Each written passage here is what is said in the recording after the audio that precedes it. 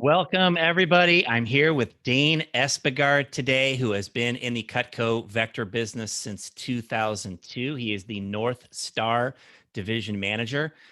Dane was the featured guest in episode 35 of the podcast. If you want to hear more about his story in the Cutco vector business, check out that episode for sure.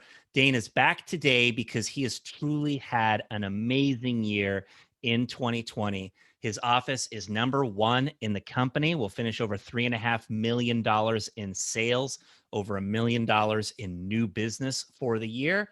His division is sitting around number three in the company, is going to finish over $7 million in sales. And Dane has just achieved his $50 million sales milestone in Cutco Vector. And so, Dane Espegard, thanks so much for being back on the podcast. Absolutely. I was looking forward to it. Great. Well, I want to talk a lot about what has evolved here during this crazy year of 2020. Among the management team of Cutco Vector, I think it's safe to say that no one has shown up better or stronger than you during this year. And I wanted to dig into and find out, what was your mindset when the pandemic began in earnest back earlier in the year? Yeah, great question. And I think it's somewhat at this point, knowing how it's turned out for us, especially in Vector. It's fun to look back and kind of remember what we went through. But I remember when things started. We were on the trip. We got back from the trip. Things started to kind of become a little more real. Of, oh wow, this is really not just going to be here, but it's going to totally change everything. Mm. And I, completely panicked. I think like everybody else, and I at that point we were coming off of phenomenal, our best ever December, January, February, and so we were very poised for a breakout year, and especially summer. We had people in place that I was so excited about. Our best new manager class, our CSP team was just cranking with shows, and so I was excited. Second summer with the same pilot. Like there was a lot of things in place that I'm like, this is it. This is the year, and all systems go. And then that happened, and it was an oh crap moment of there's so much unknown, and I think that was the thing that caused the most stress of just well what now? And it wasn't just we need to shift this or shift this, but it was, literally everything that we do needs to be reevaluated to say, how are we going to do things? And not just how we're going to do things, but there was so much guesswork, right? Well, how long is it going to last? And so the decisions that we need to make, are they for a month? Are we just kind of putting a Band-Aid something? Is it on something? Is it a whole scale change? Is it, where do we even begin? And nobody had answers, right? And I think that was probably the part that where I experienced the most panic was that. Yeah. It's interesting to hear that you panicked, because I think most people who know you and who have seen how you've operated this year, just looking from the outside in, have seen this incredible success that has happened, and the quick adaptation and just all the things you did really well. But I do think it's helpful for everyone to hear that even you struggled with this at the outset. I can remember many years ago studying Tony Robbins, and he described that one of the things that humans crave most is a feeling of certainty, and sort of like, knowing what's going to happen in any situation, or being able to at least sort of see the path to get to where they want to go. And I can certainly relate to everything you just shared, in that there was a huge amount of uncertainty when this all started. How long is it going to take? How much are we going to have to change? Is it a temporary change? Mm-hmm. Is it a long-term change? I've admitted very publicly to have gotten pretty much everything wrong as it pertains to coronavirus all along. And I think part of that is I'm so optimistic. I kind of thought, well, we'll get through this a lot quicker than what most people thought. But there was a great deal of uncertainty and not knowing what will happen. And I give a ton of credit to the division manager team, people like yourself, that were actively involved in making the changes, making the pivots, evolving our program so quickly in such a short amount of time in March and April. I'd love to hear just about the process for you of making pivots and changes and how you applied the new innovations throughout your division. Yeah. So I think, once the panic, I kind of had to address the panic and allow that to run its course. And um, I wasn't able to stay in that situation long because there were so many pressing decisions, right? And there were so many people in our organizations that count on us to, okay, what now? What are we doing? And I just knew that I needed to show up a certain way quickly, or I was going to lose people. And I knew that, we were in a really, March is a really interesting time in our business, right? Where our summer starts not until May typically.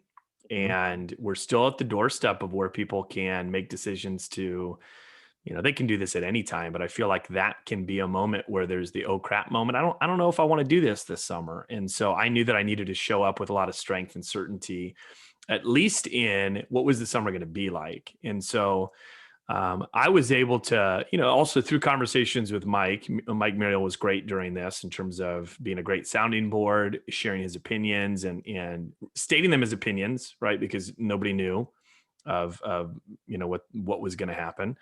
Um, and I remember being able to wrap my head around quickly that, this is going to be phenomenal for recruiting.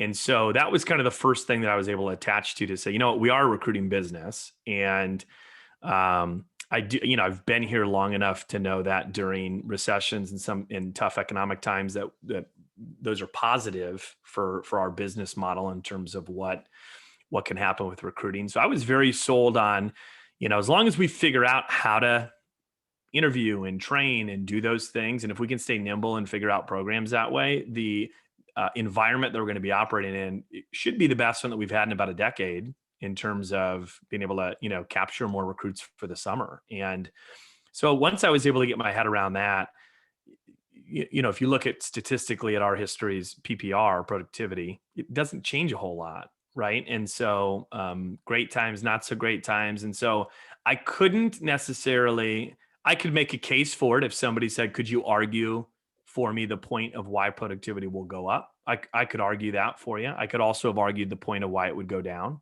And so I was pretty open with my team of, hey, we're a recruiting business. And even if our productivity dipped, right, a little bit, I don't see how we're not gaining massively with productivity. If we can transition our job to being online, fully online, who are we competing with?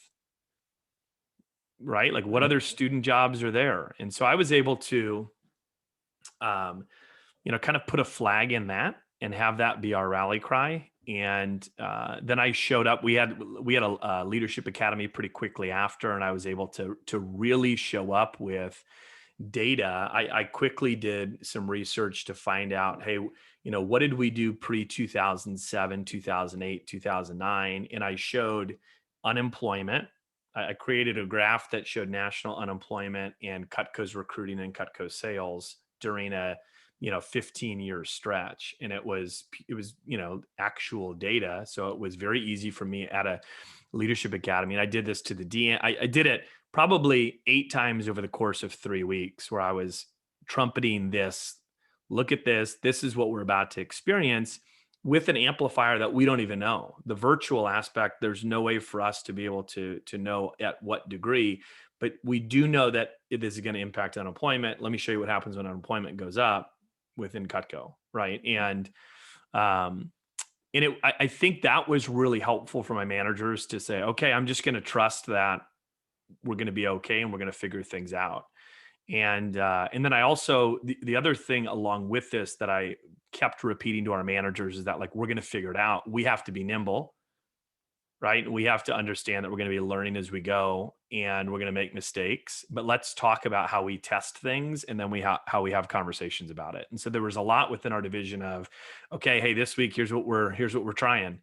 And then we talk about it afterward. And what a side effect of this was, I mean, we had the highest level of engagement we've ever had, Mhm. right? In terms of our manager. No, you can't go through the motions when all these things are changing. And so that was something that was maybe an unforeseen, right? That I don't know if I was taking into account, but it was very much required. The tough thing for me was decision fatigue, right? It was, where do I even Eh, start with the decisions? And then when I start those decisions, if I make this decision, there was three others that followed. And what I knew could happen is that it would be very easy for me to kind of kick the can down the road another week and another week and another week. And lo and behold, now we're in May and we maybe are missing what our opportunity is. And so I reached a point where I was like, I just need to make some decisions. And one of the decisions was, are we going to do things individually as offices, or are we going to go more the division route? Right. And so to kind of answer a little bit of your question of like, what were some of the things that we adapted or leaned into? One of them was the idea of, hey, we're going to kind of treat this as one big office. If we're doing things virtually, why not do this as one larger office? Because I know that I'm going to show up in a time of crisis and pandemic much more confidently than what a new manager is going to show up. And so every time that I'm talking to reps in training or assistant managers, my DMs are hearing that, right, over and over and over again, to the point where, I'd like to think that it was somewhat indoctrinated of like, yes, this is the best time to be in Vector, before the numbers necessarily showed that it was. Yeah. So one of the first keys was combining up for training the new reps, Hmm. right? I Yep. feel like that's such an important thing that you did right there, because I think that most people intuitively could grasp that our recruiting was going to go up. Hmm. I think everybody sort of saw that and knew like that was going to happen. Um, but I do think a lot of people had the mindset of, well, if my recruiting doubles and my productivity is half of what it once was, well, I could at least tread water. Hmm. And I think that many people were making the case for why PPR, productivity per rep, would go down. I love where you talked about, you could argue for either thing, and it made me think about a quote that I can remember from Vector legend Rick Castro, where he said, "If you argue for your limitations, you get to keep them." That's great. And a lot of people were arguing for limitations during that time, whereas you were not. Right? You knew recruiting was going to go up, and you knew that if you took charge of the training throughout your entire division, Hmm. that you'd be a lot more in control of the productivity per rep, not just in your own office, but in every office Yeah. that you ran. How many offices were in North Star this year? So we had 15. Okay, so it's 15 offices that you were training for. Um, what were some other applications of the innovations throughout the division? Yeah, and one more thing to pile onto the other, I think that the viewpoint that I chose as I was making those decisions was to say, if I knew that this pandemic were changing Cutco for the better, what decisions would I make? So Mm, it wasn't necessarily, okay, let me put a Band-Aid on it. It was, hey, if this lasts for a long time, what decisions would I be making? And so I felt like I was able to make decisions and operate from a place of abundance mhm. of, this is going to be better. And I didn't necessarily know why. I just knew that if I was operating from the opposite place, I probably would, not be producing the same results that I could. So you saw that we could be at the cusp of new permanent innovation and change in the business. Yeah, and part of that was I knew like the virtual demo, the virtual, like we've done everything virtually, right? And there are certain individuals that have been really able to make it run, like Damien and in San Marcos office has done a phenomenal job with a lot of that stuff. But what's limited us is that we haven't had, nothing has forced all of, let's say take the, Damien is a top manager, but nothing has forced, let's say, a group of 30 top managers to all adopt a virtual program and say we're going to run with it. And now we didn't have a choice. And we've got so many great people in Vector that if everybody is charging out of, like, it's going to get figured out. And Mhm. with how much is done online, it's and how much business is done over Amazon and all that. I was just like anybody else that had been holding on to these old, outdated beliefs of like, somebody's got to get a piece of Cutco in their hands to really believe. No, they don't. They don't. nobody touches anything before they buy it anymore. And so, um, I would have never like, that's a tough flip to say, everything we do in office, we're just going to go online. And so I think our business needed that. I also don't think it ever would have happened unless something like this took place. I know when you talk about Damien, if there's one great manager doing something in the company, it's very easy for people to go, Hmm. well, that's just him, Yeah, you know, absolutely. Or that's his and people territory. try to implement what he teaches, and they try it in a kind of a half-ass way. They don't fully commit, right? But when you get all of the company's most Mhm. brilliant minds trying to innovate something and they're fully committed to making it work, you have to be committed. Mhm. We had to be committed at that point. Um, it was amazing how quickly the success came. Yep. The recruiting aspect, I feel like that was pretty easy to switch, right? Yep. To go to running interviews Yep. via Zoom, or what became Apex, the system we built.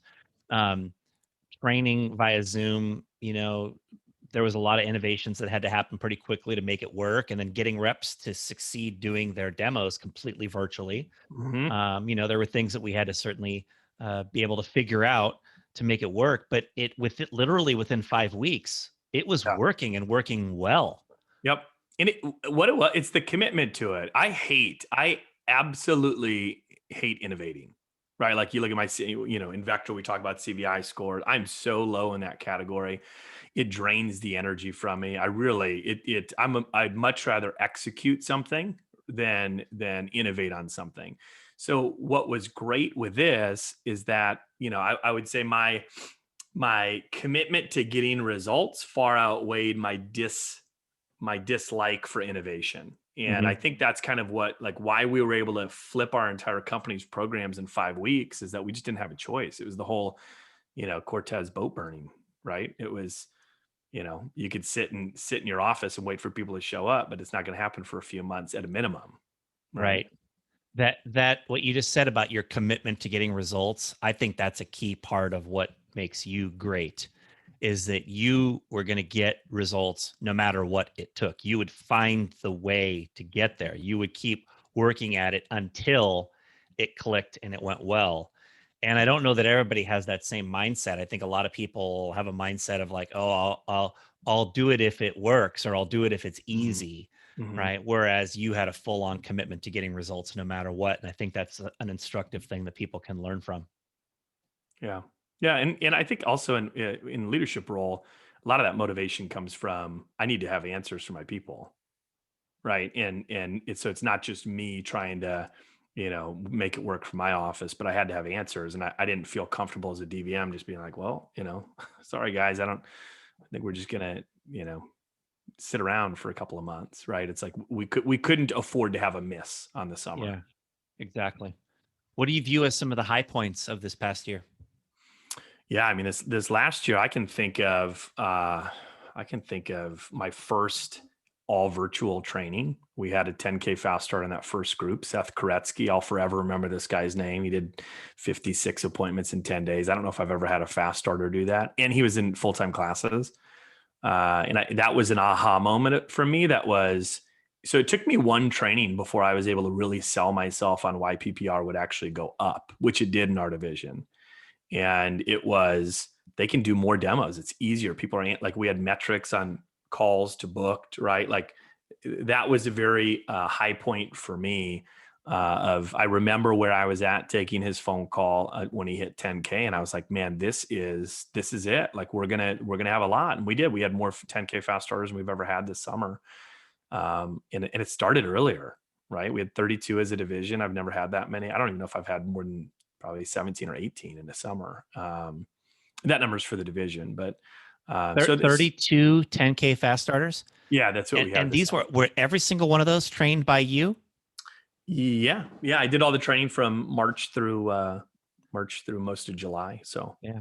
Awesome. yeah, Awesome. and What it's, else are some of the the 10K highlights? fast start thing too is, it's just like everybody's getting trained in the pilot now, Yep. right? And now the difference is their AM that used to be a 18, 19, 20-year-old AM is now a branch or a DM, Mhm. right? So they're getting better coaching, they're getting better training, and so their all around experience is far greater than what the average representative's experience was prior to. Yeah. And I've always been a firm believer also of, if we can ensure that the representative's experience is great here, then that improves every other position. AMs have a better job, right? And not just job, better job satisfaction. Same with the branch managers, district managers, and myself, right? So Right. that's kind of the token, job of ours, is to make sure that they have a great experience. Yeah. So you took hold of the foundational element of success in your division. That's really cool. Yep. What were some more Um, high points? Yeah, another one was our kickoff to SC1. We went with an all, well, I would say April. April we were achieving numbers that I had, I'd be excited about in June, right? And so that the whole month was a high point of just like, hey, we don't even know there's a lot we don't know yet, but look at what's happening. And we had branches that weren't open, but we were allowing them to recruit and just throw somebody into training in our training because it wasn't taking them the time to do it. And so we had some branches that had 10K fast starters before, like, just the feel within the division was we're totally onto something right now, and it's a very special time. And so that felt great. Another high point was our SC1 kickoff. We did never done this before. We decided to do an all division phone jam. I kicked it off. I remember we had like 150 people on there phoning, and again, it was one of those, I think this will work. And then when we did it, it was like, wow, this is amazing. And we had our largest week, I think, of my career. The first week of SC1, we did $330,000, almost all new business, and it was that was another high moment. And a lot of these were high moments because as it was happening, like I kicked that off, I did that, but I did it from home. And then 30 seconds later, I was with my kids.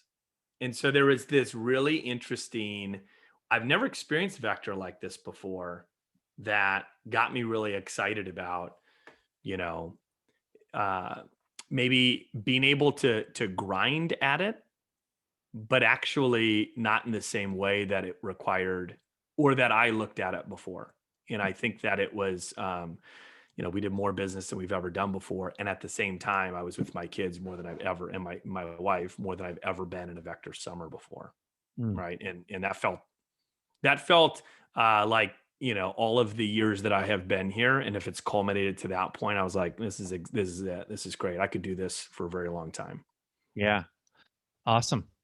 And then I'd say my last and there's so many throughout the summer. I'd say my last one was our dreams retreat. Same deal. We kind of took this is our third or fourth year doing our dreams retreat. So instead of the end of the summer, kind of like business conference of champions, or SC3 as it was used to be called, 3 years ago, I think it was, we switched ours to being a dreams retreat. And so our, the culture within our division is the North Star Dream Team. And so at that event, there's no business talk whatsoever. And it is, the sole purpose of that is to help people create their dreams list and then take action on it. And it's really, the last couple of years has been like kind of an iconic event for our division. Our people love it. And, so I, kind of tested the waters and took people's temperature of like, hey, if we had an in-person event, would you go? And so we kind of took a shot in the dark and found a park. We had to go across state lines to Wisconsin because you could have more people in a group than in Minnesota. And I said, look, it is going to be outside. It's normally overnight. It's going to be outside at a park. We've got a bunch of picnic tables. And you can stay as spaced out as you want. You can wear a mask if you want, like do whatever you feel. If you want to come and be 12 feet from people, but you want to come, go for it. And then I sent a video, like nobody shakes hands, no high fives. Like, let's try and make this comfortable for everybody. And we had over 60 people show up. I was shocked that, we had people driving hours and hours to get there. And it was the first time that everybody was really together. Right. Yeah. And This is all your managers, a lot of your top reps, and a Mhm. handful of like new reps as well.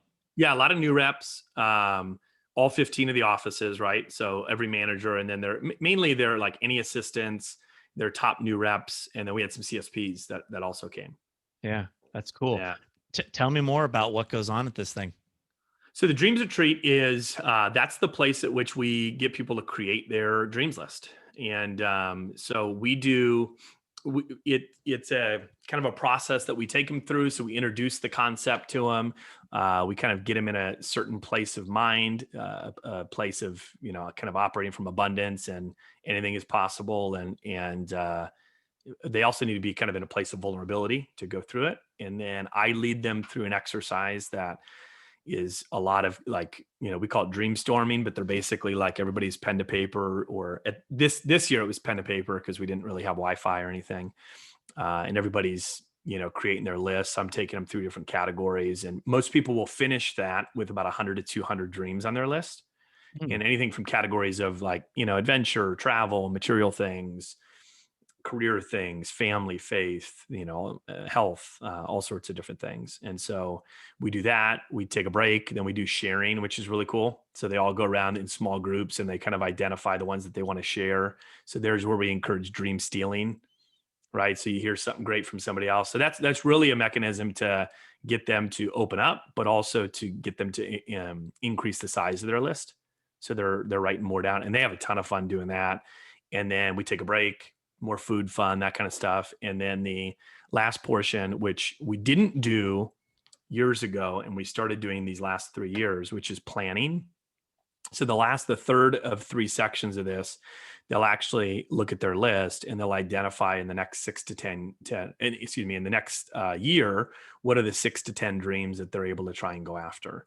And then they actually take action. So, it kind of depends on their situation, but sometimes it's, hey, I want to run a marathon, and we'll actually, some people will go as far as to like book and register right there on the spot. I had one 18-year-old this summer. I guess he was 19 at the time. Open up a Roth IRA online and max it out with $6,000. Just like stuff like that. So the energy in the room is awesome, and then everybody shares the one thing that they're going to do when they leave, and that kind of sets us on a course for that next 12 months. Oh, that's amazing. How do you continue to leverage this with your people afterwards? So it's interesting because it's, we've been doing this for a few years now. So the leaders within the organization are all in on this. And so they're kind of like it's the whole be the change you wish to see, right? So the DMs are living it, the branches are living it, our CSPs are living it. And so they're the people that are most excited about the next year's dreams retreat. And so when we're at the event, I'm able to recognize them. They all are, working on their lists throughout their year. And then leadership academies, for instance, we just had ours last week. And my opening comments, I went through, I think we had a list of 15 different dreams from people in TLA, in Leadership Academy, on dreams that were accomplished in the last 2 months. And so what that does is keeps it front of mind, right? They get recognized. There's no shame if you didn't do anything, but it's inspiring. I'm inspired, right? When I hear those things, and it's just like, this is, even for me, it's great. I'm the leader of our organization, but I'm also like, man, this is a kick butt group of people. Yeah. So at each event, you're spotlighting those Mhm. people who achieved one or two of their list Mhm. since the last event. And Yeah. you're either recognizing them, or I assume sometimes you let them talk about it in front of the group. Like that's an emotional moment right there for somebody to Mhm. share about, hey, for 5 years, I've had this dream and I never really Mhm. committed to it until we had this exercise in August, and I put it down, and here we are in October, and I've done it. Like, that's awesome. That's amazing. Yeah. And what also happens with this, and in a perfect world, we would do this at every single one. And it's not every one that we recognize. It's probably, every other or something like that. But we also operate with different groups, right? I have TLA, and I have the DMs, I have the, CSPs, and I do it individually with them. So in other words, our DM retreat, we typically will go over their dreams list. Our CSP annual retreat, we go over their dreams list. And so each group is working on their own stuff. And what happens, the bonds that are created within the workplace are also stronger because, even just them sharing what's on their dreams list. I bet you, most of them, bet you their best friends don't know the stuff that the, coworker over here, the assistant manager, the branch manager knows about them. And that there's a lot of power, not that it's a contest, but there's a lot of power to that, right? Of like, this is the group that helps move me forward towards that. And what I've seen with this, and this is really what, when I started with the dreams thing 8 years ago, I don't think I didn't have a grand plan, right? It wasn't like, oh yeah, and then we're going to do these retreats, and it's just kind of evolved as we've gone through it. And what it's really come to be is this whole, if I get somebody really focused on trying to live the life of their dreams, they can't do that without bettering themselves. They can't do that without growing, without achieving, without moving forward. So if they're doing that and they just happen to work here for a certain part of that, that's a pretty awesome performer. Right. And so Right. it's almost this like, hey, if I can have somebody who's on fire for a certain period of time while they're working here, I'm going to be lucky to have them for that period. Mm. Right. And so it's not, this is what we do at work. It's that, hey, we're trying to create great, people going after their dreams for their lives. And we just get them for a little bit of time here. Yeah. So cool. As I'm listening to you, I'm thinking about, it's one thing to get people to identify the dreams and make the list. It's another thing to actually get them to do those things. Yeah. And what's the next step you take in making sure that people are actually moving in the direction of something on their list? So it happens a few different ways. The dream, like that dreams retreat, we used to do small ones. So the DM team, the CSP team, 3 year in when we did those, we didn't necessarily do a lot of planning. When we started to do the dreams retreat, which was a 2-day thing, that's when we had more time, and that's when I started adding in the planning. That's really, to me, has been the kind of like the X factor for this thing to really give it more legs. And so they have that event, but this whole culture thing that we have, it's opt in, right? In other words, hey, if you never accomplished your dream, no big deal. What I've noticed though is even just by attending that one thing, most people are going to get 1 or 2 things done that year. And if they show up again the next year, we have them recap and look at it. And we say, hey, look, if you only got 1 or 2 things done, I bet that's more than what you accomplished the year before this, before you even put pen to paper. And so if you only got 2 done this last year, that's great. It's probably a really good year for most people, right? And how about you focus on 3 or 4 this year? So the onus, it's really put on them. Like, you got to own this yourself. I'm not going to get your dreams done for you. I'd love to assist by keeping it front of mind, which is what we do. And then I also try and do their Christmas gifts or incentive money, right? Like I don't have everybody's list. I've got my CSP's lists. I've got my DM's lists. And so, come Christmas time, I'm like looking through people's lists to be like, that's what they get. Right. And so, the gifts are more meaningful.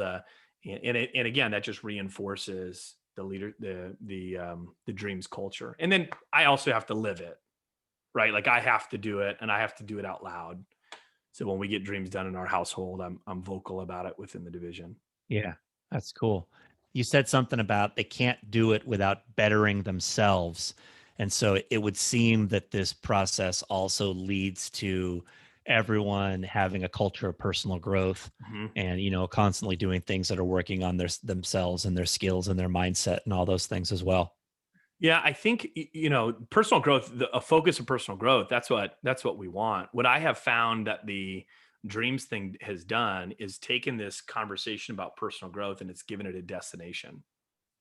So now it's not Mhm. just like, hey, you should be into personal growth, you should do this. It's like, let's talk about Mm. this kick butt list of things that would probably light up your life if you got to do these. And then, hey, the road to that is only going to go through personal growth. And so I feel like this has gotten a lot of traction because it's maybe elevated the conversation of personal growth to have a little bit more purpose and meaning behind it for them, other than just I want to grow, right? I want to grow so I do more CPO. That's where I was for a lot of time, but now it's like it's not even about the CPO. If it is about CPO, it's because that CPO can get me to X, Y, or Z that's on my dreams list, right? And Yeah. that's really, I had a CSP that looked at this year. I was asking him, I was gathering some highlights, and he said, the blessing of this year has been I've gotten more things done on my dreams list than I ever would have thought. Right. So instead of sitting around twiddling his thumbs, waiting for things to open up, he was checking things off his dreams list. And so this wasn't a time of regression for him. It was actually a time that he really expanded. And I think there's a lot of things that I didn't set out for with this that I wasn't like, oh yeah, but have just been cool side effects of the culture that we've got. Yeah. Really awesome, Dane. I love it. I want to hear about some of your dreams, Dane, as you look at 2021 or beyond. What are some of your goals? Yeah, I mean, I've got a lot of them. We have an abundance of travel things that are on our list right now that are maybe taking a little bit of a back seat due to some things out of our control. But we've got, there's a lot of family ones. Our kids are 4 and 2 right now, and so we've got a lot of things with them. And some of the things that are on the dreams list aren't a check it off the list type of thing, but they're like a way that we want to live, Mhm. right? Or a way that we want to be, or exemplify for our girls. And so those are things that are on the list that are very top of mind right now. Um, my wife is 100% into horses. That has happened also due to COVID. There's a horse place right down the road, and so we have purchased a horse, which was on her dreams list, and a Oh, small nice. pony, a miniature pony named Smalls. Nice. That this summer. So my girls also, if you were to ask them about dreams, they'll say horses, horses, horses, and horses. So that's basically what occupies most of their time. Um, Me personally, I 2021, when I think about 2021 in Vector, I think that we're at such a unique spot. I think that I have forever, the first time I ever made my dreams list was in 2007 when Matthew Kelly spoke to at SLC, and I put that thing away. I didn't look at it for, I don't know, 4 years or something like that. And then I, was going through my computer as I was transitioning to another computer, and I was looking through all the things, and I was like, oh yeah, I should pull this thing back out. And I had on there, run my first $1 million office, run my first $2 million office. I didn't, 3 million didn't occur to me at that point in 2007. Mhm. I had become a DVM by a certain age, and it was cool to be able to see the things that I had done during that 4 year span. And then it was, and then since then, I've added division ones, and the top division one that I've had on there has been have a $10 million a year as a division. And I know that, that's kind of an elite accomplishment that's ever happened in Vector. And it has happened, I think 3 times, or I could be a little off on that. But um, I love the way that the business is right now. And the roadmap to a $10 million division isn't 40 offices, right? Mhm. But it is, I feel like it's a uh, healthier roadmap to that. And that's an organization I'm really excited about. That's kind of been my vision of, how I want our division to be. And I think that's within grasp, if not in 2021 and 2022. I'm pretty bullish on a lot of the programs. I just think about this last year. It's like there was so much we didn't know, and we were guessing, and it was our first time around, and we got a lot of wins. And I don't see how this next year doing the same programs that we're not, hitting home runs, or at least doubles and triples this coming summer with those programs, or even this spring with those programs. Yeah. Awesome. It's going to be cool to see how your office and division evolve. With your office doing 3.5 million, with CSPs having had a lot of their shows, Mhm. evaporate this year. I mean, 4 million for your office looks like a really good chance of happening in 2021. Yeah, I think so. I'm my CSPs and my pilot are really excited about that, the potential of that. But yeah, I think some of that's out of our control, right? Where it's, some of it's a little bit dependent on what happens with some events and that type of thing. So we're trying to grow our recruiting, and that's really what we're working on. We've got, I think, the productivity things really dialed up. Yeah. You shared about you have a lot of travel things that are on your dreams list, and of course those will all come back into play here in due time. Um, I keep a dreams list of travel as well, and I have two lists. One of them is what I call my North America list. It's basically Mhm. places I want to go into in the U.S., and I throw some Canadian places in there as well that I haven't been. Like Montreal and Quebec have been high on that Mhm. list, and then I have what I call my international list, which is basically outside of U.S. and Canada. And the very top of my international list for about, I'm going to say 5 to 7 years now, has been Australia and New Mhm. Zealand. Yeah. And when we announced that, we were going to be able to do that trip as a company, oh man, I was so stoked. Like Yeah. I was just so fired up. It's amazing. Same. I also that's been on my list for a long time, and I've been able to. The one long flight I've ever taken has been to Southeast Asia, and And so I've, Australia, New Zealand, I figured at some point we would, if it wasn't a Cutco thing, my family, we'd go do something there. And so when they announced that, it also, the timing of it's so great. We had so many people qualify this summer from our division. We're going to have more this next year, so many CSPs. So I also see that as a culmination of like, this will be one of the first ever trip that I'll have all sides of the business together, for a big North Star party, which I'm excited Yeah. about. Yeah. I know. Amazing. As you consider your goals and the things you want to achieve in 2021, is there anything from this past year that you wish you had done more of? You know, I don't know if there's a lot. I feel like we have enjoyed the forced extra time with family. That's been a really big positive. I wish I would have seen people in person more. Mhm. I don't think that's something I would have done different as much as just, wish that would have been more. I wish, I feel like when the lock in stuff was going down at first, we were a lot more purposeful with making sure that we were getting Zoom time with family. And then we maybe didn't do quite as much of that. Um, I don't know if it was due to Zoom fatigue, but we didn't do quite as much of that. Let's say the third quarter of the year. Mhm. Yeah, Yeah. but that'd probably be it. I mean, I think the rest of it I was pretty satisfied with. Yeah. I think it's a good reminder that in-person interactions matter. There's a different level of commitment that you show to somebody when you're, even if it's like driving a half hour to go see them. Mhm. um it's different, and it builds the relationships, I think, in a way that Zoom doesn't necessarily do.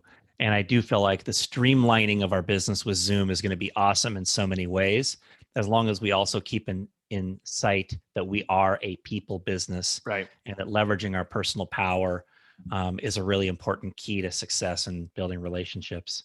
Is there anything you wish you did less of? Yeah, probably just be on Zoom, right? I mean, uh probably that is it.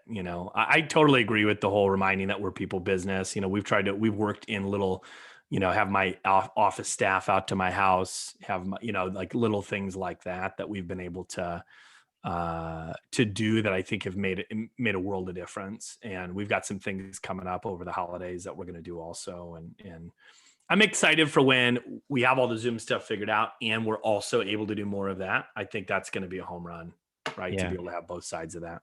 Exactly. Exactly. And beyond your office and division, Dane, what do you see happening in the company in the next 5 years? Yeah, that's an exciting question. I think, I've been in Cutco for 18 years. So, one of the things that, the verbiage I use, I say I'm pot committed. Like when all this went down, I'm not planning on going anywhere anytime soon. So we had to find answers, right, of how we were going to do the business. And so I can confidently say that this is the most exciting time that I've ever seen in Vector. I can think of exciting times. I've never seen anything like this. And there's been people obviously in Vector like yourself that have been here longer. And I've heard that echoed from a lot of people. And so, what do I see? I'm excited about recruiting for the foreseeable future. Who knows how long we'll have this amazing wave right now, but the innovations that have come from and the programs that have come out of it so far, those will take us further. We've got this natural environment thing that's happening with the pandemic and unemployment of the age group that we typically will recruit, and those things obviously impacting us. If that goes away, I'm still excited because we have a virtual job that offers students such a unique, even so much more unique of an opportunity than what we had before. Our product of the job is better than what it's ever been. And so I'm really excited about that. I think that we're just on the tip of the iceberg with a lot of the programs in terms of using some technology things, even some of the different apps that we're creating. I think those things are going to streamline things and make it a little bit easier to keep, to have your finger on the pulse of different sides of the business. I also feel that the talent that we are developing right now in our business and the talent that is yet to be introduced to us this coming year in 2021, it's like that's the wave that lasts a lot longer than a little uptick in what we're experiencing right now. And so when I think Hmm. about the next 5 years, I mean, I think 5 to 10 years, I think we're just, I think the managers that are fully committed to, I gotta, I gotta work this as much as I can right now while things, not sit back, kick my feet up because things are coming in really nicely, but actually really attack it. I think that wave is going to then be, pushed even further down the road in a positive way. So I'm really excited. I already have, the best group of people I've ever had around me, and that just gives me more energy to dive into the business, to be engaged, to grow it even more.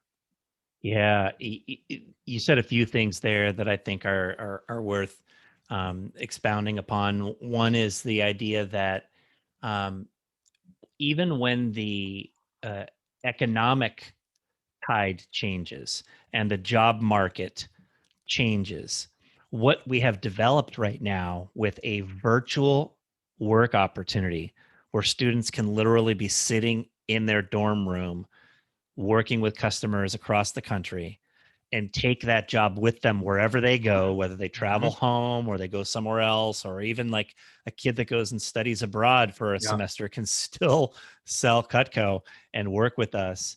Um, that puts us nicely positioned with the best opportunity for students, Yeah. which we already thought we had, but it's Mhm. just even more so the best opportunity for students. And one of the programs that has sort of gone dormant over this last 1 year has been a really robust campus recruiting Right. effort because a lot of our students weren't there and we weren't really making the same efforts, and like as that can come back, and the students can be fully aware that what we have is of what we have available. Mhm. I think that we can maintain great recruiting even when the market conditions kind of turn back towards what you'd call normal.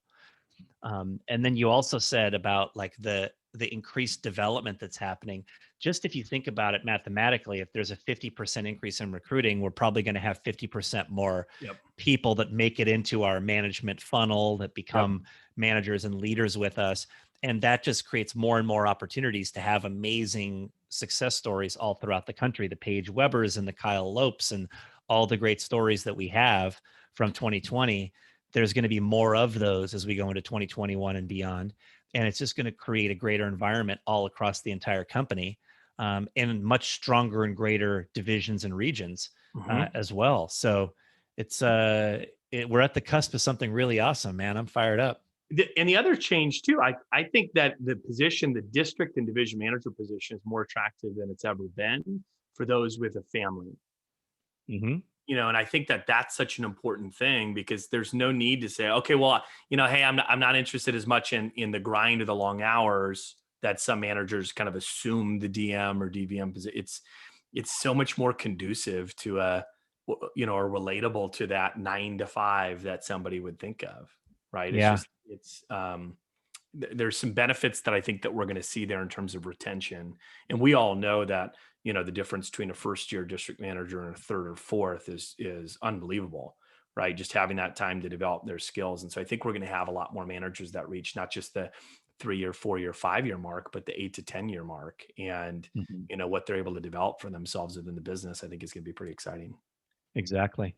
And Dane, how do you want to be on the front end of all that growth and achievement?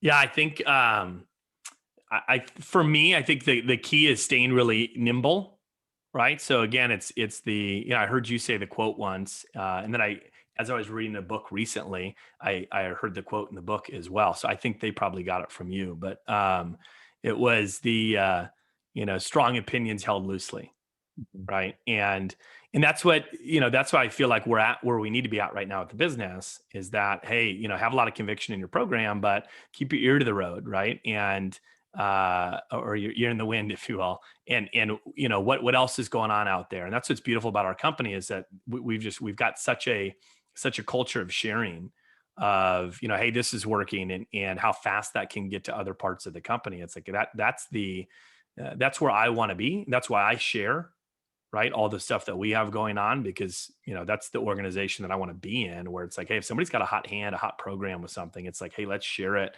and let's, with video and Zoom, and it's so much easier to record things for people to learn quickly. So for me, it's promoting the level of engagement that's necessary right now, and also the mindset of it's okay to not know what we're doing. It's a totally okay place to be, to not know exactly the perfect way to do something. I feel like I'm living the progress, not perfection. That this is a mistake making place that I've said in training for years. This has never been more true than right now. And so that's, for me, those are the things that I think if I keep those in mind, um, that we'll stay, growing and on top of this thing. Yeah, I love that concept of living the idea of progress, not perfection. I also, Dane, feel like there's been no one more sharing and giving of information and knowledge and tactics and strategy than you throughout this past year. The way you have shown up has made a difference, not just in your own organization, not just in the central region, but really for the whole company. I want to personally thank you for the strength with which you showed up and the way you've led. And it's great to see you having such amazing success. And I know it's just the tip of the iceberg for what lies ahead for you as we move forward, man. So kudos and Appreciate that. congrats and thank you. You bet. My pleasure. All right. See you later. All right. Talk to you soon.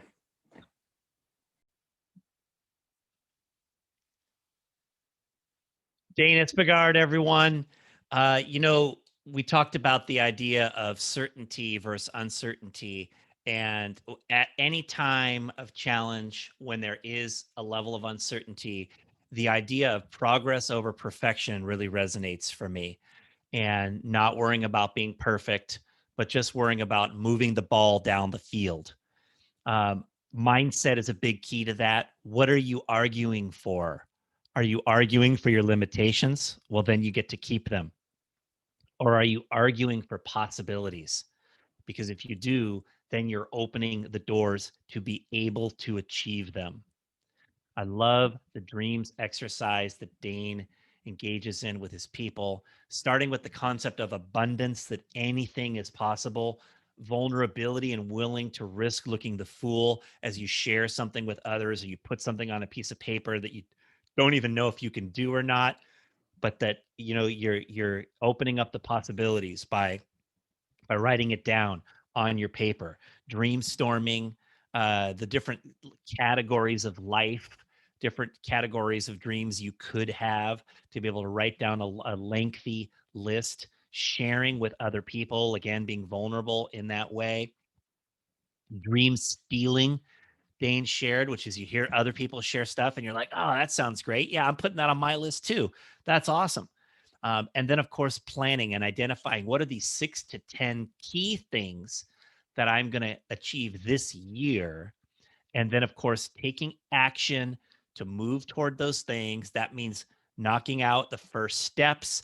That also means continuing to evolve into the kind of person who's capable of achieving those goals. And I love what Dane said, that dreams give your personal growth process a destination, right? So we're not just reading and learning and growing so that we can be a better human, but there's this destination of what are we going to actually achieve, from this?